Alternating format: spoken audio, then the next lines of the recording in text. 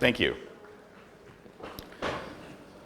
All right, so my name is Rob. My handle is Utkanos, which means duckbill platypus in Russian. And today I'm going to be talking about open source malware labs and how to automate them and how to connect different components together, and also how to use some of the components that I'm going to talk about. So who am I? Next slide. There we go.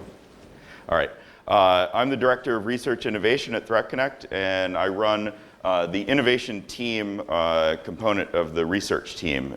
And we're responsible for finding new ways to analyze malware and analyze threats and come up with innovative ways to protect organizations. So why do you need a malware analysis lab? So there's a number of different reasons why you might need a malware analysis lab. And what I want to show you on the right side, this is from Lenny Zeltzer's Forensics 610 class. This is a graphic from that, and it describes the different stages of malware analysis and in increasing difficulty. So fully automated malware analysis is at the bottom, and then you have static analysis.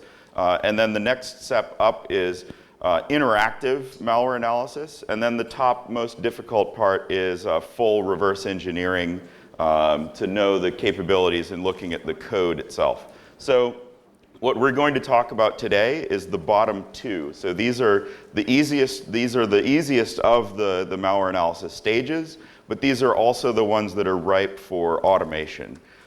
So one of the main reasons you would need an automated malware analysis lab, and this is the thing that I do, is malware research. So consuming files from a lot of different locations and consuming different feeds, and then analyzing them in an automated way and looking for C2 and other features of malware in volume. Also, if you have a one-off, if you need to research one particular file, this works as well. So you also can enhance your threat intelligence. So if you have a threat intelligence program, you can analyze malware from incident response teams. You can also analyze malware that's found from hunt teams. And then it's also one of the basic pieces of automated malware analysis is network defense. So you need to have a automated malware analysis system that's pulling files from network intrusion detection systems, such as Bro, and actually we'll talk about Bro in a little bit. But from network traffic, you also have email attachments, and then some host-based intrusion detection systems will pick a file that has been identified as either suspicious or hasn't been seen before, and then they'll send that into the central, either a SIM or somewhere else, and then from there, that file would need to be analyzed, and so an AMA is the way you would analyze it. And then finally, this is the main reason I like it, is it's a lot of fun. Malware analysis is really awesome.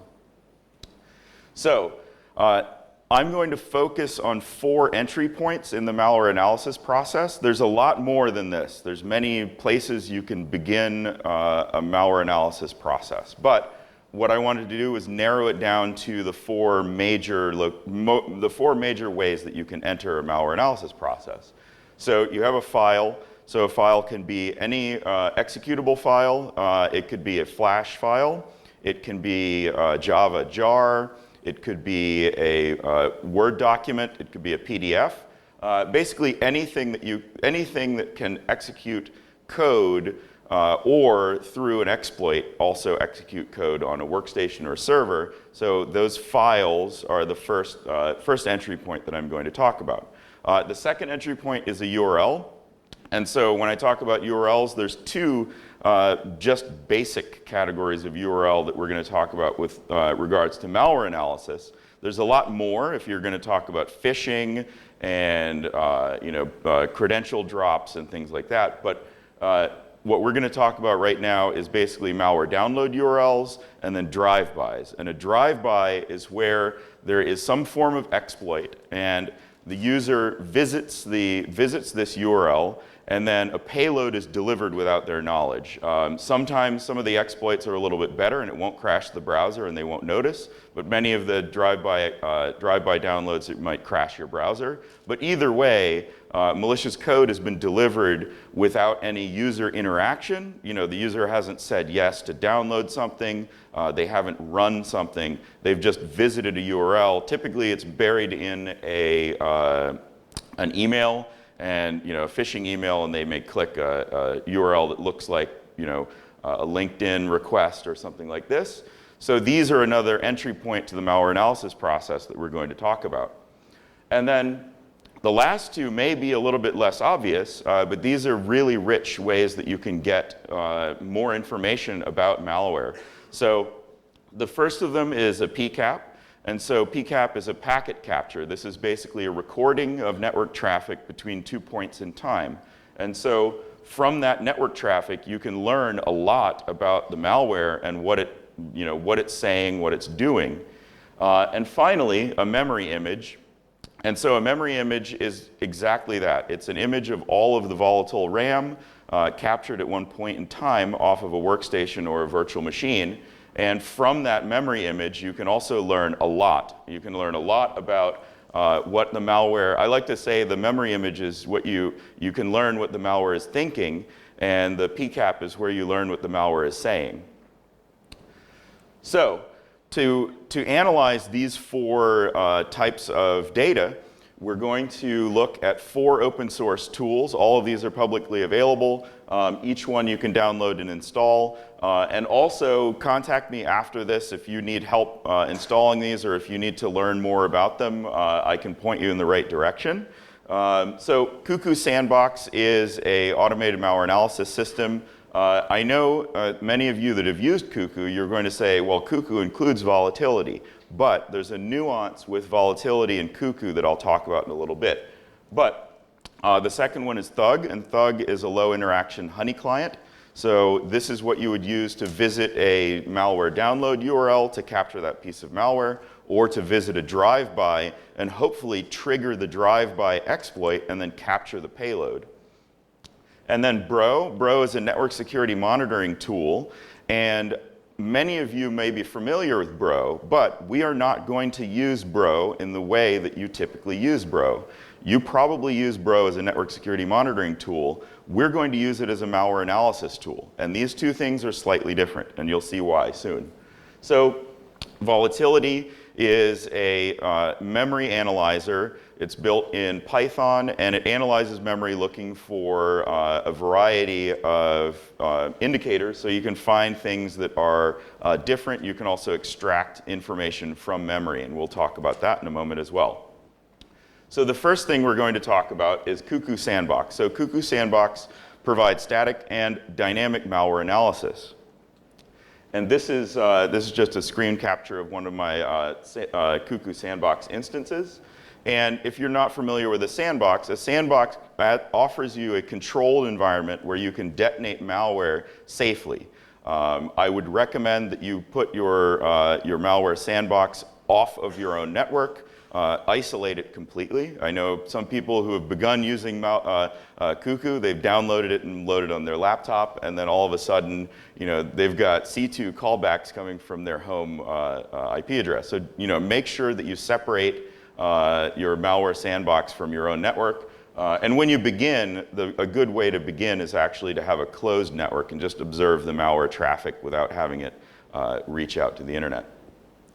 So this is a place where you can also get static analysis techniques. So static analysis basically comes for free because static analysis does not take as much resources as dynamic analysis does. So dynamic analysis, you're actually running the malware in a VM for 5 minutes, 10 minutes, or some amount of time. And so running an entire operating system, even if you're emulating it, that is a resource-intensive process. And so to look at certain static analysis features, static features in malware, that takes a very short period of time.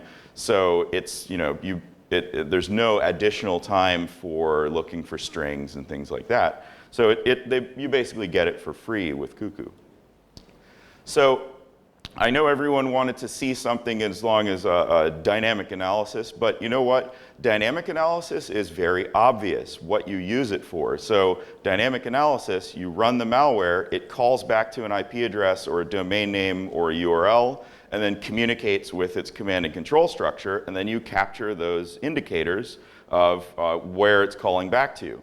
That's pretty obvious if you ask me. So I wanted to focus more on static analysis techniques that you can use to get stuff from Cuckoo that can shortcut your analysis process. These are things that can assist you with looking around later in your analysis process. So one of them, this is a sample of Mac OS ransomware. This is called KeyRanger.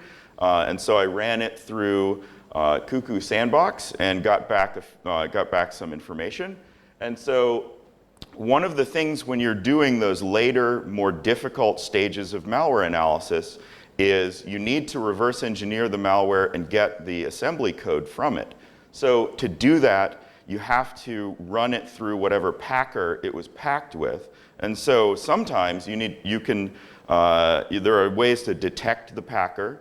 Also, like you see here, I ran strings and it shows what packer was used, and then also which version. So this can actually be forged. I mean, I could go in there with a hex editor and change this, but malware authors are typically lazy, and so this is probably the true version of UPX. So now I know which UPX version to use to unpack it. And so I don't need to go figure out which one to use.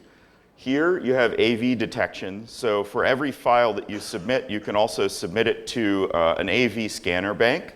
And so these are AV detections that you get back from it. And these, sometimes you'll see something that's a very generic detection, such as the Kaspersky detection. But also ESET and Trend Micro, they have actually got a very specific signature for KeyRanger A. And so they tell you this is KeyRanger A. And because I saw two AVs that said the same thing, it's more likely that this is correct. Or, I mean, the other thing is they share signatures, so they share the same bad signature, but at least I have some idea of what this is. And so instead of just fumbling around looking at the malware, I can actually go to Google and get a shortcut and see if anyone else has begun reverse engineering this malware and has information that I can start with.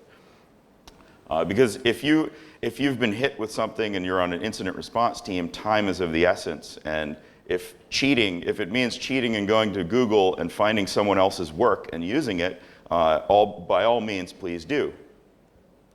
So the next part, this is actually a different malware sample. As you can see, these are PE-specific, portable executable, Microsoft Windows-specific components of a file. And so I've run this through Cuckoo again and gotten back a few interesting things. So if you take these sections, and this is the .rsrc section, and take the MD5 of this, and then when you take the hash values of the sections in a piece of malware, you can find related malware that uses that same section. And so you can set up kind of families of malware that are potentially related. And so this is actually the MD5 that I used to search in VirusTotal for other files that are related to this particular PE file, and I found 52 other files. So now I have a group of files that I can send all of them through my automated malware analysis system, and then I can take features and say, well, this one's a false positive. I don't think this one is actually related, but this set is related. And then from there, I can gather maybe not just one C2 address. Now I have a set of C2 addresses. I have a set of domain names that I can now watch for IP changes. And I can look for other patterns that I can find more information about the adversary that might be running this particular attack. So in the same way as sections, and I apologize, this one, it ran over, this is a SHA-256 under the RT version, and it ran to 2 lines, just very long. So this is a resource in the PE file, RT_version. And so I found by running this through the VirusTotal database, I found 99 other files that are related and use this same RT version resource. So then I can take those 99, combine it with the 52. There was actually a lot of overlap between those two groups of files. And now I have an even larger set of files that I can analyze and find more information about what's happening to me in this particular file that I found. Now this last one, this is a really awesome technique, by the way. This is very, very awesome. So every PE file has a field. It's not always filled out. Some malware authors will just zero it out and it'll say January 1st, 1970. But this is the compile and link time of the file. And so what you can do is if they didn't adjust this, if they have their clock set correctly, you can then compare this to the time that it was submitted to VirusTotal or submitted to Malware or submitted to whatever public sandbox or place that you've got that's collecting the data. And so as you can see, this was compiled and linked at 9:41 and 34 seconds, and then it was submitted to VirusTotal at 9:42 and 47 seconds. So my theory is that this did not go out to an email and infect someone and then someone take it and then report it to VirusTotal. This is the malware author. So VirusTotal gives you a hash of the submitter.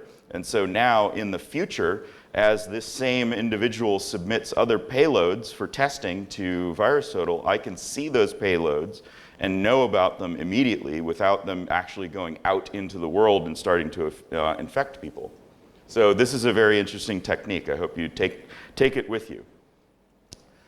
So let's look at the different sandbox flavors of Cuckoo. And so we have plain vanilla. This is still the version 1.2 stable version right now. About a month and a half, 2 months ago, they released the 2.0 release candidate 1. So this is the next generation, and they're probably going to release the full 2.0 at some point this year. And Cuckoo Modified, this is actually a fork that was created by an individual that worked for Accuvant. And it basically fixed a lot of the things that he found wrong with the analysis in Cuckoo. And a lot of the changes, the modifications that he made have now been upstreamed into the 2.0 version. So what are the things that, that this gets you, Cuckoo Modified, over the 1.2 version? Normalization of file and registry paths. And this is actually very important for analysis, and I'll show you in a moment. But you get 64-bit analysis, service monitoring, you get an extended API, you can use Tor for the outbound connections, and then it has a Malware integration for looking at heuristics. So why is normalization important? So normalization of pathways is very important because those two paths at the top are essentially the same piece of malware dropping this, in the Bonzo directory that it created, and then the AID vfp.jpg. This is a file that was dropped by the malware, and then these are just two versions of Windows operating system. So if you want to have a variety of sandboxes and you're collecting data from a variety of sandboxes, you now have a problem for doing data analysis across these different flavors of sandbox. And so when you normalize it, you replace the unique sections of the path with the official environment variable, the recognized environment variable for that path location. And now you have one path for both of these sandbox flavors, and you can do analysis across a lot of different sandboxes. So Cuckoo Next Generation has a lot of new features. I'm actually going to kind of fast forward through this.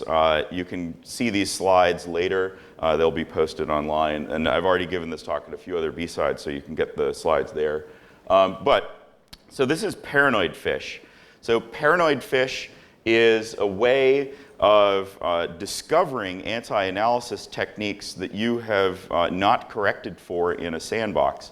So many malware authors will put things into the malware which looks for certain registry keys or looks for certain features inside of a VM to know that this is a VM, or that this is a sandbox, or that this is a debugger and this sort of thing.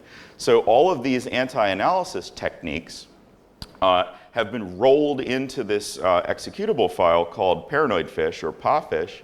And so what it does is it tries each one of these anti-analysis techniques while it's running in your sandbox, and then at the end it reports back, and it just basically displays this on the screen. And you can, if you have a screen capture of it, you can see you're okay on all of these things, wine detection, okay with VirtualBox, VMware, but they traced this one registry key which has detected that this is running in VirtualBox. And so this is the time where a malware would probably say, all right, I'm not going to do anything, I'm just going to sit here. So what you know now is how to correct for this. And so, this begs the question, how do I correct for all of these things that malware is going to detect? So there's another open source project called VMCloak, and VMCloak gets you two things. It actually dynamically builds your malware VM and installs software for you and installs the Windows registration key. But it also obfuscates all of these things that malware looks for as an anti-debugging and anti-analysis technique. So you can not only build your VMs in an automated way, similar to Vagrant. When you're using Vagrant, you just type Vagrant up, and then it builds your VM, and then after a while it's done. So this is the same sort of thing. You run the VMCloak command, you go get coffee, and you come back, and you've got a fully operational Windows VM, which is obfuscated. So what are the Cuckoo outputs? So there's a number of different Cuckoo outputs, but I want to focus on a few that are important for this talk specifically. So it's going to give you a PCAP file, and it's also going to give you a memory image. It's also going to give you dropped files. So dropped files you're going to want to send back to Cuckoo and have it analyze any of them that are executable. You also want to have a gut check in your loop there, because you don't want to have a piece of malware that writes a differently padded version of itself as a drop file, and then you're going to get into this nasty infinite loop of actually the same malware. So I typically say do about 6 deep, six children down, and then stop it, but then also alert, have a little alert for yourself to tell you, hey, this thing hits 6, maybe you should look and see if this is actually just dropping different copies of itself, or if this is some sort of strange new malware that actually drops 6 children before it hits a payload. So PCAP and memory image, like I said earlier, the memory image from Cuckoo is actually, it's fine for Cuckoo's own analysis of the memory image. It's perfectly fine. However, if you're using some volatility techniques, Cuckoo uses some of the same techniques that malware does to observe malware. And so the CuckooMon component of Cuckoo actually pollutes the memory image in certain ways. And so it's better, if you want to have a clean memory image, to extract your memory image separately than running it through Cuckoo. So run it through Cuckoo, allow Cuckoo to look at its own memory image and the data that it can extract out of it. But if you want to do more analysis using volatility, you want to collect your own separate memory image from a clean VM that has nothing else in it, or from a piece of bare metal hardware. So let's talk about Thug. Thug is a low interaction honey client. And a low interaction honey client this particular one is written in Python, and it pretends to be a browser, pretends to have certain versions of Java, a certain version of PDF, and you can configure all of these. And it's basically pretending so that it can trigger a drive-by by being the vulnerable thing that malware drive-by is looking for. And so the goal is to capture the payload, capture the malware payload from that drive-by. And I like to say that, that Thug is a wolf in sheep's clothing.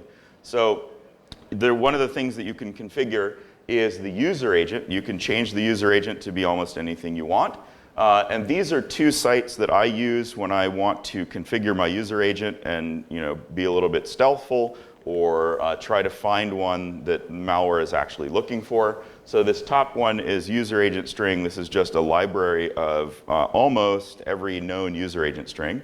And then browserinfo.net user agents. This one is an individual who is collecting the user agent strings that visit his website. And so he ranks them in frequency of being observed. And so, for at least his sample size of visitors on the internet, it can tell you what is the most popular user agent string. And then, again, it simulates the variety of versions of vulnerable software that you can have as plugins. This is just a list of the variety of user agents and operating system combinations that are provided with it. The Firefox on Windows 7 I've found is a pretty good one. Also, IE8 in Windows 7 is another very good one. So what are the output of Thug? It gives you a lot of payload files. So if it gets the payload, it gives you the payload. It also collects all of the different HTML and JavaScript files that get you there. And so you can analyze those. And one of the neat things about it is it arranges them in time. So you have the URL that you visited, and then at children and the time that it visits them, you see the sort of family tree of what begat what, and then what begat what, and which loaded which URLs. There's a lot of other types of output, but the main thing that you're going to get from Thug is the payload files, which you're then going to send automated back to Cuckoo. And I wanted to mention one of these. I know that we're not going to be talking about this specifically in my presentation today, but HP feeds is really cool. So HP feeds is a publish-subscribe protocol. It's run by and published by the source code and everything is from HoneyNet project. And one of the individuals in HoneyNet project also runs a website called HP Friends. And so HP Friends is basically a social media site for malware researchers. And so you can sit there and chat with each other, and you can also publish and subscribe to each other's Thug and Cuckoo and other instances that speak HP feeds, and you can subscribe to each other's feeds of malware and malware data. It's pretty neat.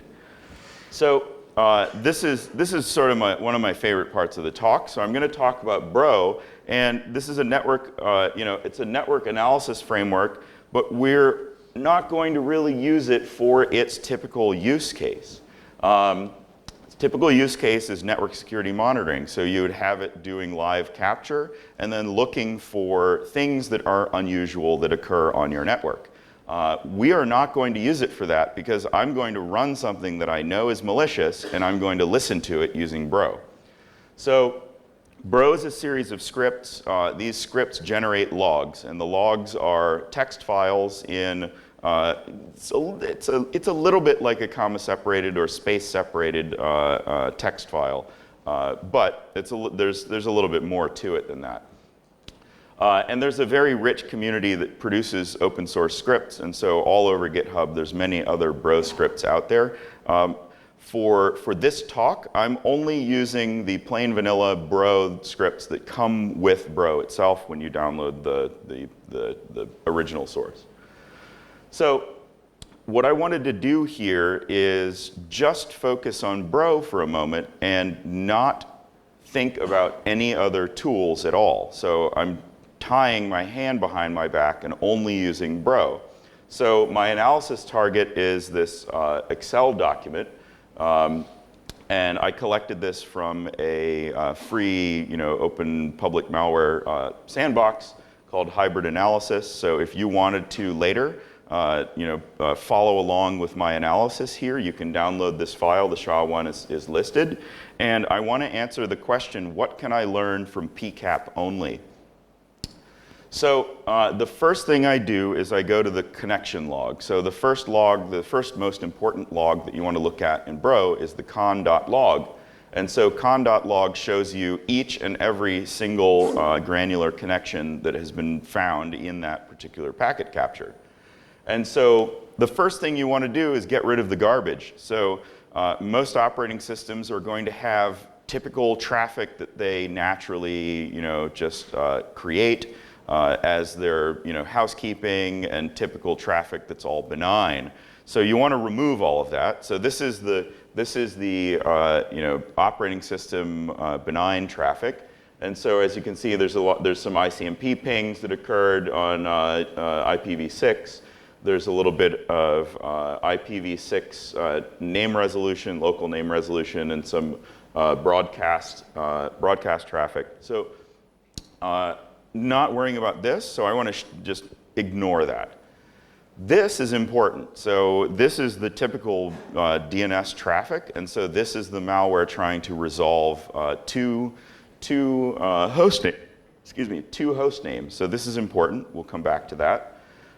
This is also important. It made 2 HTTP connections outbound on port 80 to these 2 IP addresses. And then this is the traffic. So Bro, being a network security monitoring tool,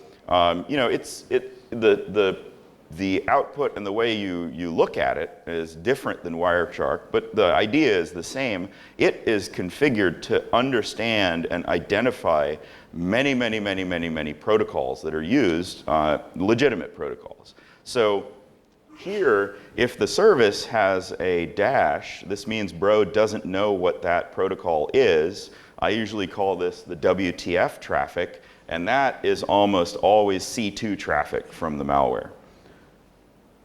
So let's look at the DNS log. The first thing you see here, the first thing you see here is it's resolved a query to s01.yapfiles.ru. And as you can see, it looks like this is either round-robin DNS or this is a fast flux botnet. But the thing is, I went and visited YapFiles, and I can see this is a file sharing site. And so I'm going to guess this is just this is a benign site being leveraged by the malware. So this second one, rmansys.ru, is interesting. So we're going to take a little bit of a look at that in a moment. So I went and I looked at yapfiles.ru, and I found that this is a image and video sharing site for a Russian language image and video sharing site, and you can upload a file.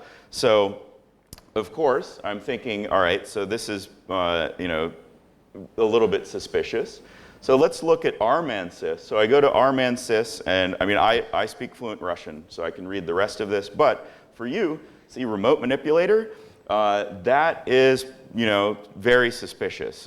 This is in the same sort of vein of what I would still consider malware as Hawkeye, Keylogger, and things like this. That they're selling it as legitimate software. There's actually an office with a phone and people and printers, and the police are not arresting all of them, which they should. But this software is supposed to be the target audience of this software is if you want to put a keylogger on your children's machine, or if you want to spy on your wife or something like that. And so there's a gray area about that, but I consider it all malware. So now, remember, we're only listening to the malware. I have not looked at the malware file itself yet, but I now know perhaps how it's communicating. So it's communicating with that YapFiles, and I have a pretty good guess as to the identity of the malware. What am I working with here? So the next thing I want to do is look at the HTTP log. And as you can see up here, the malware does a get to s01.yapfiles.ru of a JPEG. But because Bro is smarter than your average computer program, it knows that this has a MIME type of application x DOS exec. So I'm going to guess that this is not a JPEG. So even though I said I'm going to guess, I'm actually going to go out and try to check it out. So I tried to load that JPEG in a browser to see if it actually loads. And as you can see, the image S01 blah, blah, blah cannot be displayed because it contains errors. Really? What kind of errors does it contain? Does it start with the characters MZ, maybe? I don't know. All right, so the next thing I want to look at is this. So this is the FUID.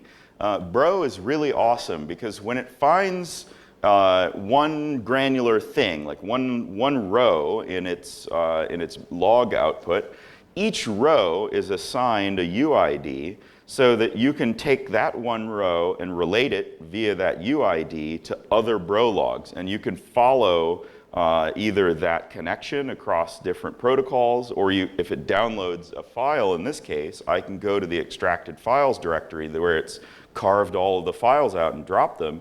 I can see which file it is that was dropped there. So I then go to extracted files and then run the file command to look for the magic string. And the magic string says that this is a PE executable. So this is definitely not a JPEG.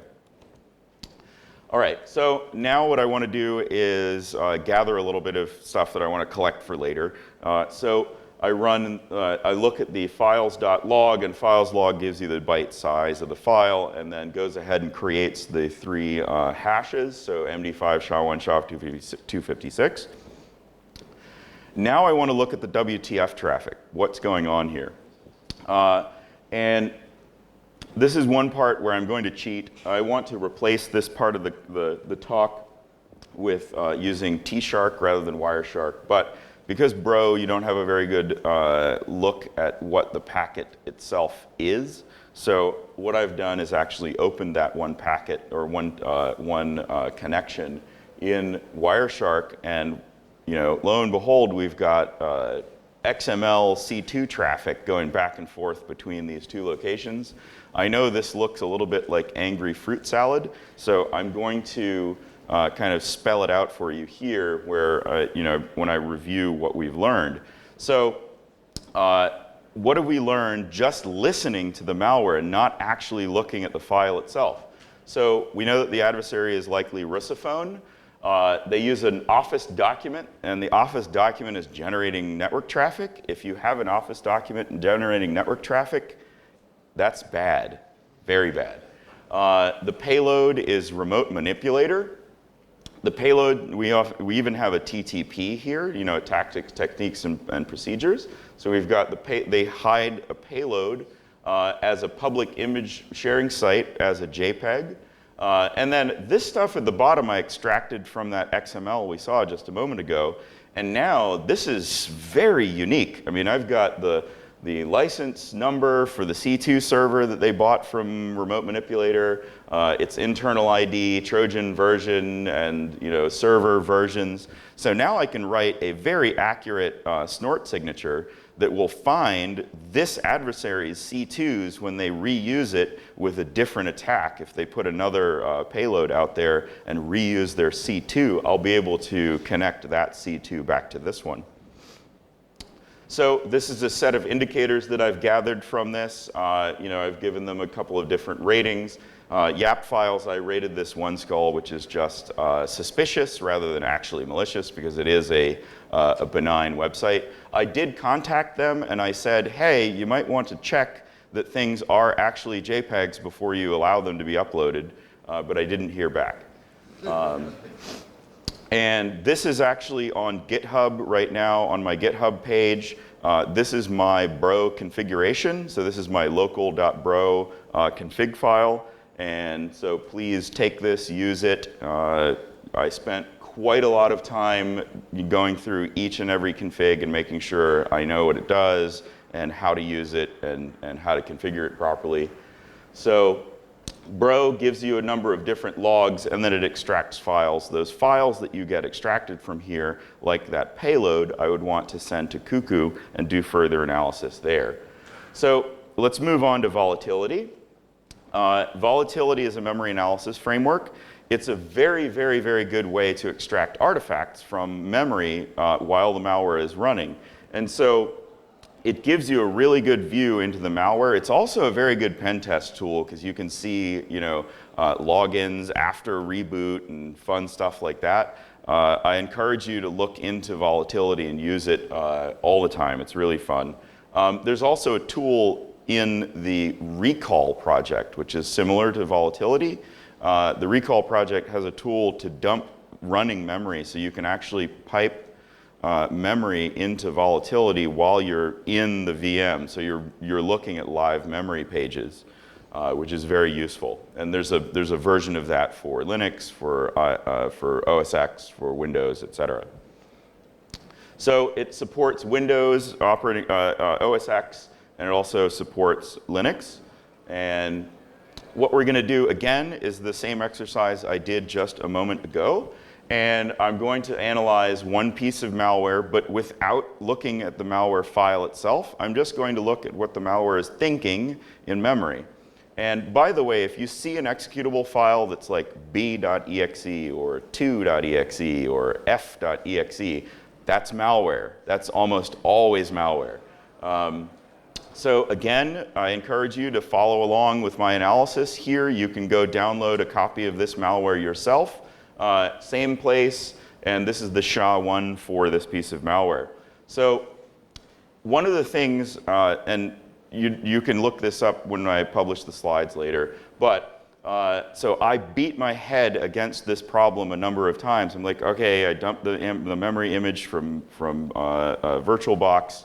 Volatility doesn't like it. What's going on? So I finally figured out that you have to run, first you dump the memory image from VirtualBox, and then you have to use volatility to convert it to a format that volatility understands. And so you don't need to bump your head against the same thing that I did, so just follow this process and you'll have a perfectly good piece of, perfectly good memory image that you can analyze using volatility. So one of the first things that you want to do is take a memory image of the VM or the workstation when it's clean, so that you can compare some of the output from volatility. So one of the things that you would do is PS list, and PS list shows running processes.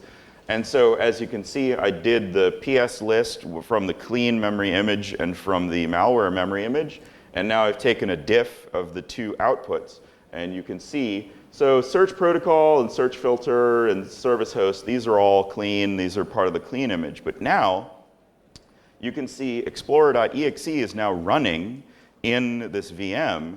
And by the way, I did not run explorer.exe.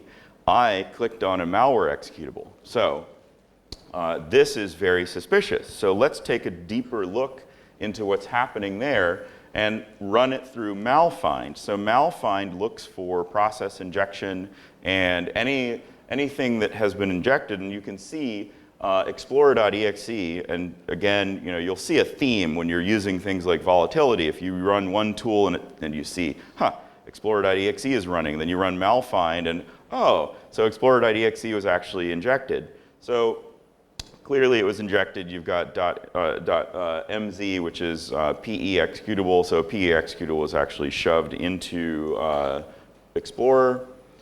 And then I dumped those, so I dumped those processes and ran that dumped file through VirusTotal, and I found that Avira and Qihu 360 have flagged this memory address as malicious, and then Qihu 360 also flagged the second one. So both of those are found to be malware.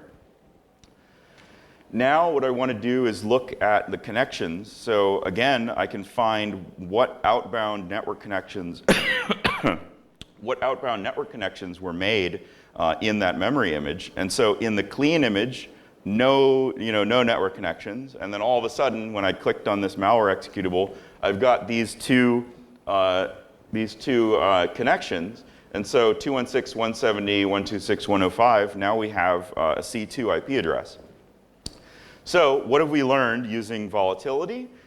We know that the sample that we observed uses process injection. We know that it injects specifically explorer.exe. And then we've also gathered a command and control IP address that we can then use to look maybe through passive DNS.